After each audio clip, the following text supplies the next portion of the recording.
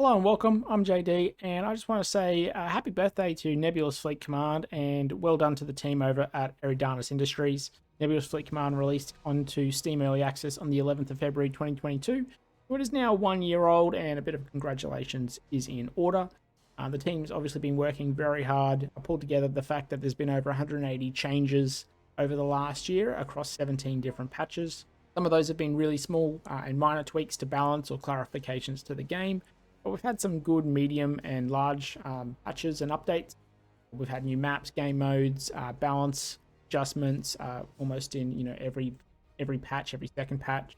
There's been at least 2 performance updates that I'm aware of, and there's been significant quality of life enhancements, which has been really good to see. Some that have been user suggested, and others that have just been developed and surprised us all. Some of these things can include the spectator mode, the game folders, some of the tweaks to the lobbies. In addition to that, there's also been the first major game update, which was the modular missiles last year, and they're due to release next week the second major update to the game. And so I thought that was a great time to also have a look at the roadmap. So this was from the roadmap video last year, and the information or the major features that the developers wanted to achieve, which was drawn from their Trello board. So we've already had modular missiles delivered on the 20th of August last year. The OSP faction, as I've already said, is due to release next week, so exactly a week today, depending on sort of where you are in the world. We've also had the Conquest mode concept document that has been released, and I'll put a link to, if I can, down in the description below. And the Conquest mode is that sort of open world or open map game that you may be familiar with in other things such as like Total War, Immortal Empires, where you pick a faction and you fight to the win conditions.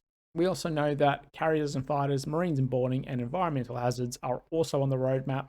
Not 100% sure of the timeline or of the order of those, but we do know that the linear story mode will occur at the end once it is basically feature complete. And I think that's pretty good for the first year of Nebulous Fleet Command, or slightly over because of the OSP faction. But 2 major updates and multiple updates almost sort of every month has been pretty good, I think. It's always introduced something new and made the game just that little bit more better. And every time you come back, there's something new that you can see. And, hopefully it's something that you thought, oh, I reckon that could have been done better. And, hopefully the developers have achieved that. And so with all that said, there's plenty more in the works for Nebulous Fleet Command, and a lot to come. So if you haven't already seen the OSP trailer, I'll leave that at the end of this video. And so enjoy the update next week. Thanks for watching and take care. Constantine, I know you've got your hands full, so I'll be brief.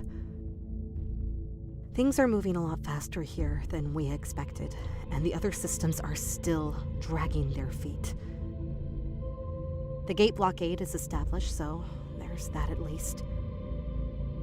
I've done my best to get you everything you asked for. Hopefully it's enough. Hopefully it's not needed.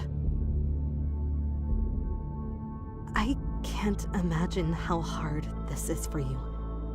Almost 40 years in the fleet, and now you're fighting the same spacers you trained.